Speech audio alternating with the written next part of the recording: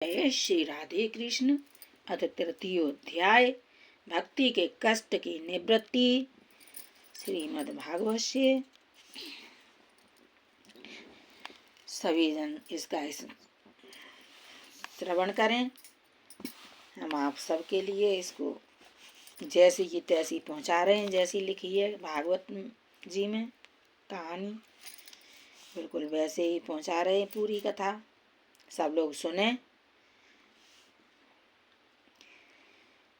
जय श्री राधे श्याम। नारद जी कहते हैं, अब मैं भक्ति ज्ञान और वैराग्य को स्थापित करने के लिए प्रयत्न पूर्वक श्री सुखदेव जी के कहे हुए भागवत शास्त्र की कथा द्वारा उज्जवल ज्ञान यज्ञ करूंगा। यह यज्ञ मुझे कहाँ करना चाहिए, आप इसके लिए कोई स्थान बता दीजिए।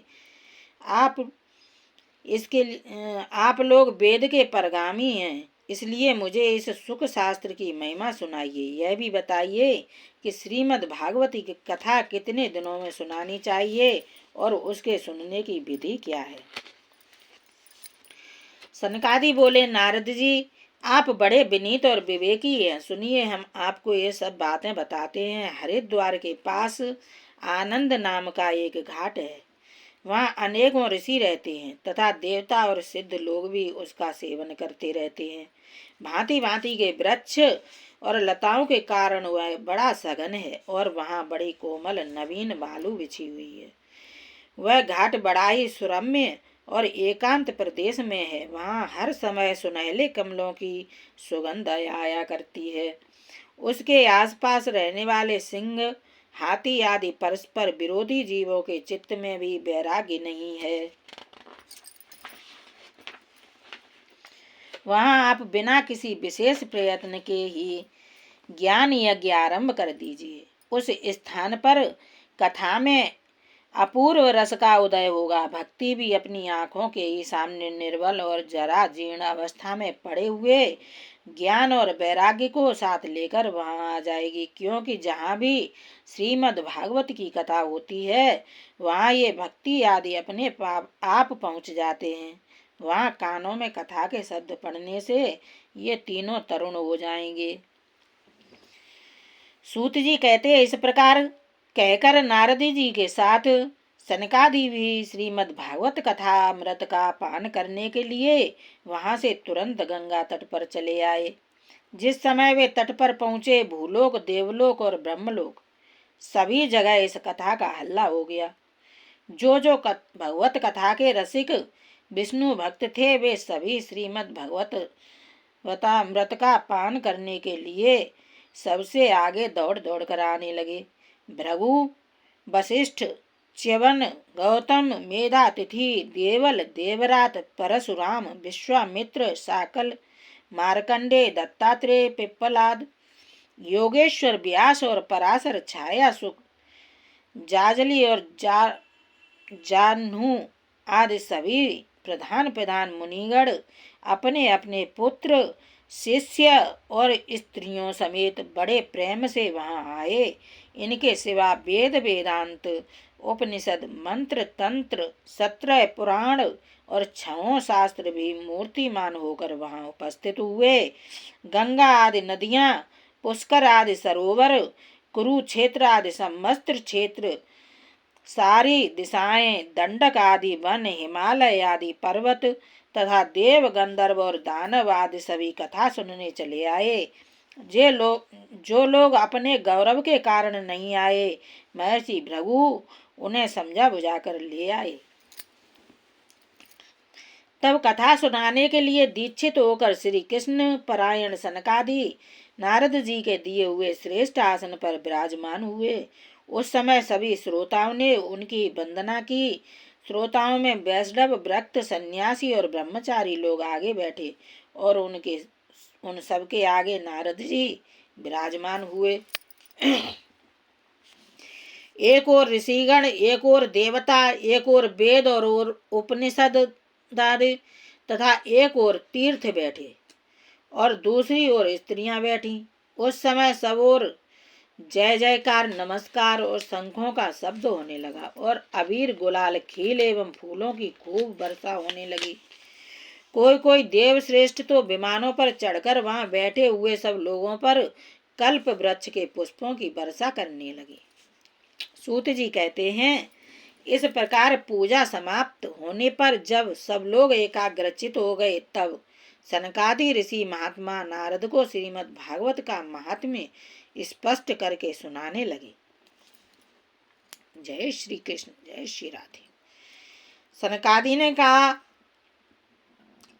अब हम आपको इस भागवत शास्त्र की महिमा सुनाते हैं। इसके श्रवण मात्र से मुक्ति हाथ लग जाती है। श्रीमद् भागवत की कथा का सदा सर्वदा सेवन आस्वादन करना चाहिए। इसके श्रवण मात्र से श्री हरि हृदय में आ विराजते हैं। इस ग्रंथ में 18,000 श्लोक और 12 स्कंद हैं तथा श्री सुखदेव और राजा परीक्षित का संवाद है। आप यह भागवत शास्त्र ध्यान देकर सुनिए। यह जीव तभी तक अज्ञान वश संसार चक्र में भटकता है जब तक क्षण भर के लिए भी कानों में इस सुख शास्त्र की कथा नहीं पड़ती। बहुत से शास्त्र और पुराण सुनने से क्या लाभ है? इससे तो व्यर्थ का भ्रम बढ़ता है। मुक्ति देने के लिए तो एकमात्र भागवत शास्त्र ही गरज रहा है। जिस घर में नित्य प्रति श्रीमद् भागवत की कथा होती है वह तीर्थ रूप हो जाता है, और जो लोग उसमें रहते हैं उनके सारे पाप नष्ट हो जाते हैं। हजारों अश्वमेध और सैकड़ों वाजपेयी यज्ञ इस सुख शास्त्र की कथा का 16वां अंश भी नहीं हो सकते। तपोधन, जब तक लोग अच्छी तरह श्रीमद् भागवत का श्रवण नहीं करते तभी तक उनके शरीर में पाप निवास करते हैं। फल की दृष्टि से इस सुख शास्त्र की कथा की समता गंगा, गया, काशी, पुष्कर या प्रयाग कोई तीर्थ भी नहीं कर सकता। यदि आपको परम गति की इच्छा है तो अपने मुख से ही श्रीमद् भागवत के आधे अथवा चौथाई श्लोक का भी नित्य नियम पूर्वक पाठ कीजिए। ओमकार, गायत्री, पुरुष सूक्त, तीनों वेद, श्रीमद् भागवत, ओम नमो भगवते वासुदेवाय। जय श्री राधे। यह द्वादशाक्षर मंत्र 12 मूर्तियों वाले सूर्य भगवान, प्रयाग, संवत्सर रूप, काल, ब्राह्मण, अग्निहोत्र, गौ, द्वादशी तिथि, तुलसी, बसंत ऋतु और भगवान पुरुषोत्तम, इन सब में बुद्धिमान लोग वस्तुतः कोई अंतर नहीं मानते। जो पुरुष अहर्निश अर्थ सहित श्रीमद् भागवत शास्त्र का पाठ करता है उसके करोड़ों जन्मों का पाप नष्ट हो जाता है। इसमें तनिक भी संदेह नहीं है। जो पुरुष नित्य प्रति भागवत का आधा या चौथाई श्लोक भी पढ़ता है उसे राजसूय और अश्वमेध यज्ञों का फल मिलता है। नित्य भागवत का पाठ करना, भगवान का चिंतन करना, तुलसी को सींचना और गौ की सेवा करना, ये चारों समान है। जो पुरुष अंत समय में श्रीमद् भागवत का वाक्य सुन लेता है उस पर प्रसन्न होकर भगवान उसे वैकुंठ धाम देते हैं। जो पुरुष इसे सोने के सिंहासन पर रखकर विष्णु भक्त को दान करता है वह अवश्य भगवान का सायुज्य प्राप्त करता है। जिस दुष्ट ने अपनी सारी आयु में चित्त को एकाग्र करके श्रीमद् भागवत मृत का थोड़ा सा भी रसास्वादन नहीं किया उसने तो अपना सारा जन्म चांडाल और गधे के समान व्यर्थ ही गंवा दिया। वह तो अपनी माता को प्रसव पीड़ा पहुंचाने के लिए ही उत्पन्न हुआ। जिसने इस सुख शास्त्र के थोड़े से भी वचन नहीं सुने वह पापात्मा तो जीता हुआ ही मुर्दे के समान है। पृथ्वी के भार स्वरूप उस पशु तुल्य मनुष्य को धिक्कार है। यूं स्वर्ग लोक में देवताओं में प्रधान इंद्र आदि कहा करते हैं। संसार में श्रीमद् भागवत की कथा का मिलना अवश्य ही कठिन है। जब करोड़ों जन्मों का पुण्य होता है तभी इसकी प्राप्ति होती है। नारद जी, आप बड़े ही बुद्धिमान और योग निधि हैं। आप प्रयत्न पूर्वक कथा का श्रवण कीजिए। इसे सुनने के लिए दिनों का कोई नियम नहीं है। इसे तो सर्वदा ही सुनना अच्छा है। इसे सत्य भाषण और ब्रह्मचर्य पालन पूर्वक सर्वदा ही सुनना श्रेष्ठ माना गया है। किंतु कलयुग में ऐसा होना कठिन है, इसलिए इसकी सुखदेव जी ने जो विशेष विधि बताई है वह जान लेनी चाहिए। कलयुग में बहुत दिनों तक चित्त की वृत्ति को बस में रखना, नियमों में बंधे रहना और किसी पुण्य कार्य के लिए दीक्षित रहना कठिन है। इसलिए सप्ताह श्रवण की विधि है। श्रद्धा पूर्वक कभी भी श्रवण करने से अथवा माघ मास में श्रवण करने से जो फल होता है वही फल श्री सुखदेव जी ने सप्ताह श्रवण में निर्धारित किया है। मन के असंयम, रोगों की बहुलता और आयु की अल्पता के कारण तथा कलयुग में अनेकों दोषों की संभावना से ही सप्ताह श्रवण का विधान किया गया है। जो फल तप, योग और समाधि से भी प्राप्त नहीं हो सकता वह सर्वांग रूप में सप्ताह श्रवण से सहज में ही मिल जाता है। सप्ताह श्रवण यज्ञ से बढ़कर है, व्रत से बढ़कर है, तप से कहीं बढ़कर है, तीर्थ सेवन से तो सदा ही बड़ा है, योग से बढ़कर है, यहाँ तक कि ध्यान और ज्ञान से भी बढ़कर है। अजी इसकी विशेषता का कहाँ तक वर्णन करें, यह तो सभी से बढ़ चढ़कर है। शौनक जी ने पूछा, सूत जी यह तो आपने बड़े आश्चर्य की बात कही। अवश्य ही यह भागवत पुराण योग वेत्ता ब्रह्मा जी के भी आदि कारण श्री नारायण का निरूपण करता है, परंतु यह मोक्ष की प्राप्ति में ज्ञानादि सभी साधनों का तिरस्कार करके इस युग में उनसे भी कैसे बढ़ गया। सूत जी ने कहा, शौनक जी जब भगवान श्री कृष्ण इस धरा धाम को छोड़कर अपने नित्य धाम को जाने लगे तब उनके मुखार बिंद से एकादश स्कंद का ज्ञानोपदेश सुनकर भी उद्धव जी ने पूछा।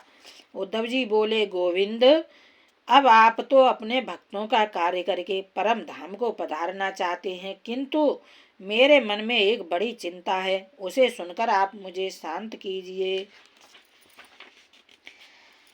अब घोर कलिकाल आया ही समझिए, इसलिए संसार में फिर अनेकों दुष्ट प्रकट हो जाएंगे। उनके संसर्ग से जब अनेकों सत्पुरुष भी उग्र प्रकृति के हो जाएंगे तब उनके भार से दबकर यह गौरूपिणी पृथ्वी किसकी शरण में जाएगी। कमल नयन मुझे तो आपको छोड़कर इसकी रक्षा करने वाला कोई दूसरा नहीं दिखाई देता, इसलिए भक्त वत्सल आप साधुओं पर कृपा करके यहाँ से मत जाइए। भगवान आपने निराकार और चिन्ह मात्र होकर भी भक्तों के लिए ही तो यह सगुण रूप धारण किया है, फिर भला आपका वियोग होने पर वे भक्तजन पृथ्वी पर कैसे रह सकेंगे। निर्गुणोपासना में तो बड़ा कष्ट है, इसलिए कुछ और विचार कीजिए। प्रवास क्षेत्र में उद्धव जी के ये वचन सुनकर भगवान सोचने लगे कि भक्तों के अवलंब के लिए मुझे क्या व्यवस्था करनी चाहिए। शौनक जी तब भगवान ने अपनी सारी शक्ति भागवत में रख दी। वे अंतर ध्यान होकर इस भागवत समुद्र में प्रवेश कर गए, इसलिए यह भगवान की साक्षात शब्दमयी मूर्ति है। इसके सेवन, श्रवण, पाठ अथवा दर्शन से ही मनुष्य के सारे पाप नष्ट हो जाते हैं। इसी से इसका सप्ताह श्रवण सबसे बढ़कर माना गया है और कलयुग में तो अन्य सब साधनों को छोड़कर यही प्रधान धर्म बताया गया है।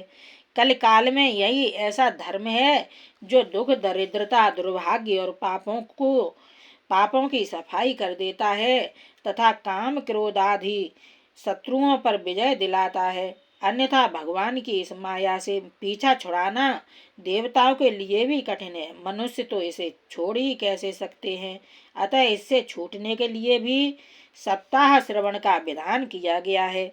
सूत जी कहते हैं, शौनक जी जिस समय सनकादि मुनीश्वर इस प्रकार सप्ताह श्रवण की महिमा का बखान कर रहे थे उस सभा में एक बड़ा आश्चर्य हुआ, उसे मैं तुम्हें बतलाता हूँ, सुनो।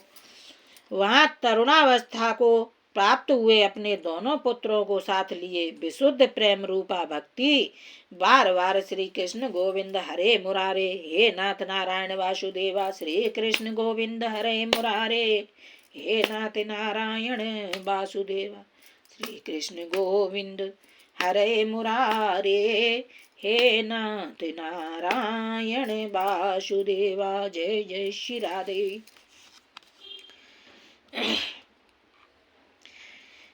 आदि भगवान भगवान नामों का उच्चारण करती हुई अकस्मात प्रकट हो गईं। सभी सदस्यों ने देखा कि परम सुंदरी भक्ति रानी भागवत के अर्थों का आभूषण पहने वहां पधारी।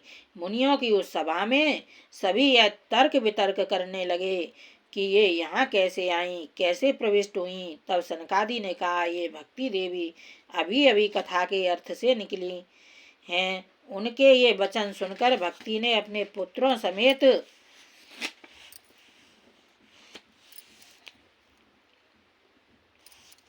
अत्यंत विनम्र होकर सनत कुमार जी से कहा। भक्ति बोली, मैं कलयुग में नष्ट प्राय हो गई थी। आपने कथामृत से सींचकर मुझे फिर पुष्ट कर दिया। अब आप यह बताइए कि मैं कहाँ रहूं। यह सुनकर सनकादि ने उससे कहा, तुम भक्तों को भगवान का स्वरूप प्रदान करने वाली, अनन्य प्रेम का संपादन करने वाली और संसार रोग को निर्मूल करने वाली हो। अतः तुम धैर्य धारण करके नित्य निरंतर विष्णु भक्तों के हृदयों में ही निवास करो। ये कलयुग के दोष भले ही सारे संसार पर अपना प्रभाव डालें, किंतु वहां तुम पर इनकी दृष्टि भी नहीं पड़ सकेगी। इस प्रकार उनकी आज्ञा पाते ही भक्ति तुरंत भगवत भक्तों के हृदयों में जा विराजी। जिनके हृदय में एकमात्र श्री हरि की भक्ति निवास करती है, वे त्रिलोकी में अत्यंत निर्धन होने पर भी परम धन्य हैं, क्योंकि इस भक्ति की डोरी से बंधकर तो साक्षात भगवान भी अपना परम धाम छोड़कर उनके हृदय में आकर बस जाते हैं। भूलोक में यह भागवत साक्षात परम ब्रह्म का विग्रह है। हम इसकी महिमा कहाँ तक वर्णन करें। इसका आश्रय लेकर इसे सुनाने से तो सुनने और सुनाने वाले दोनों को ही भगवान श्री कृष्ण की समता प्राप्त हो जाती है। अतः इसे छोड़कर अन्य धर्मों से क्या प्रयोजन है। इत श्रीमद् पुराणे उत्तरखंडे श्रीमद् भागवत महात्म्ये भक्ति कष्ट निवर्तनम नाम तृतीयोऽध्याय। ओम शांति। जय हो प्रभु। जय जय श्री राधे। श्री कृष्ण गोविंद हरे मुरारे, हे नाथ नारायण वासुदेवा। श्री कृष्ण गोविंद हरे मुरारे, हे नाथ नारायण वासुदेवा। जय जय श्री राधे श्याम।